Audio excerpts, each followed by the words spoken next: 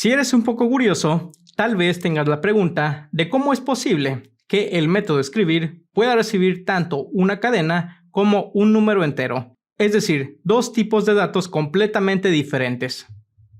La respuesta a esto se llama la sobrecarga de métodos. Y la sobrecarga de métodos es una técnica que nos va a permitir cambiar el tipo de dato de una función que se llama igual para tener dos invocaciones diferentes a la misma función. Si en nuestro caso revisamos la funcionalidad de escribir que se encuentra en la parte de abajo, fíjate que tenemos dos métodos que se llaman completamente igual, es decir, escribir. Y lo único que cambia aquí de la firma es todo esto que vemos aquí, toda la definición del método. Lo que cambia de la firma es el tipo de dato que se está recibiendo como parte de los parámetros de esta funcionalidad. Como parte de la regla de la sobrecarga de métodos es que el método debe tener una firma diferente para poder escribir dos veces la misma definición del nombre del método.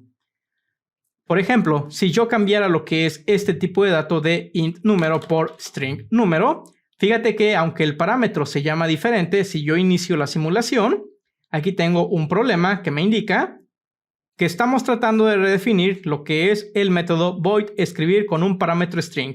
Fíjate que no tenemos aquí el nombre del parámetro, únicamente la firma void escribir y un tipo de dato string. Entonces es una de las primeras reglas. Debes tener un tipo de dato diferente para cada definición de los parámetros. Tal vez puedas pensar que cambiando lo que es el tipo de retorno, es decir, que nuestro primer método no retorne nada y que el segundo método retorne un tipo de dato int, se corrija esto. Vamos a cambiar de nuevo lo que es la definición por string. Y fíjate que esto no funciona, ya que lo único en lo que nos fijamos para poder llevar a cabo la sobrecarga de los métodos es en esta definición que tenemos aquí. El nombre de la función y el tipo de dato de los parámetros que tenemos como parte de la definición del método. Vamos a regresar esto como estaba.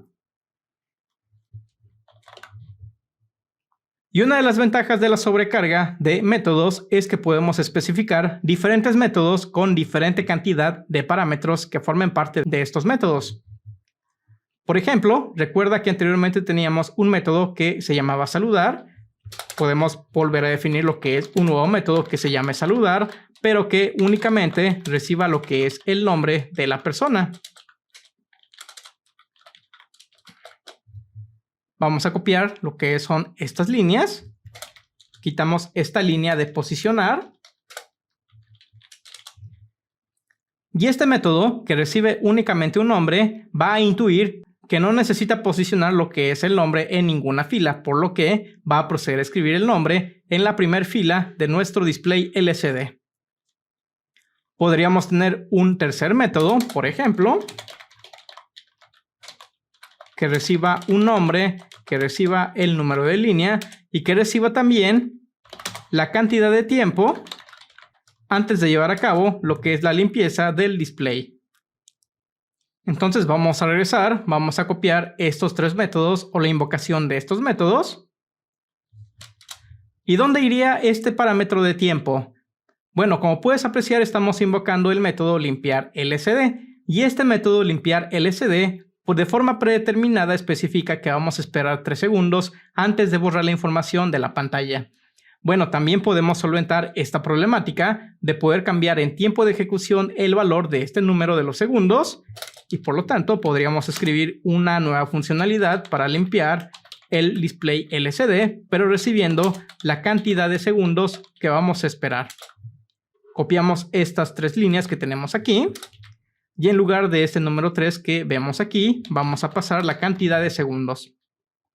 De esta forma ya podríamos invocar una función que espere de forma predeterminada 3 segundos o bien una función a la cual tú le indiques la cantidad de segundos a esperar. Y como ya tenemos esta nueva funcionalidad, podemos regresar a nuestro método saludar y especificar que la cantidad de tiempo que va a esperar antes de limpiar el LCD está especificado por el parámetro llamado tiempo. Con esto entonces ya podríamos invocar el método saludar especificando lo que es el nombre, la línea y la cantidad de tiempo. Vamos a probar esta nueva funcionalidad. Regresamos a nuestro método setup Quitamos este par de líneas. Y en su lugar invocamos el método saludar, pasando lo que es un nombre. Invocamos el método saludar, pasando lo que es un segundo nombre, pero pasando también la línea en la que deseamos imprimir este nombre. Y vamos a invocar nuestra tercera función, que recibe como último parámetro la cantidad de tiempo antes de borrar el display.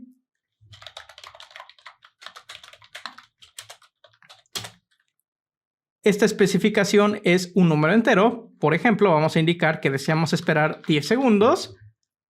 Probemos nuestra simulación. Tenemos el primer nombre. Tenemos el segundo nombre. Y tenemos el tercer nombre, que fíjate, dura 10 segundos antes de llevar a cabo el borrado de información en el display.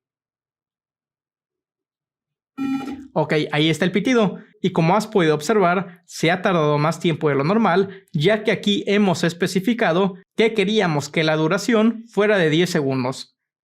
Así es como podemos sobrecargar nuestros diferentes métodos para agregar funcionalidad y que los métodos que teníamos creados anteriormente sigan siendo completamente funcionales.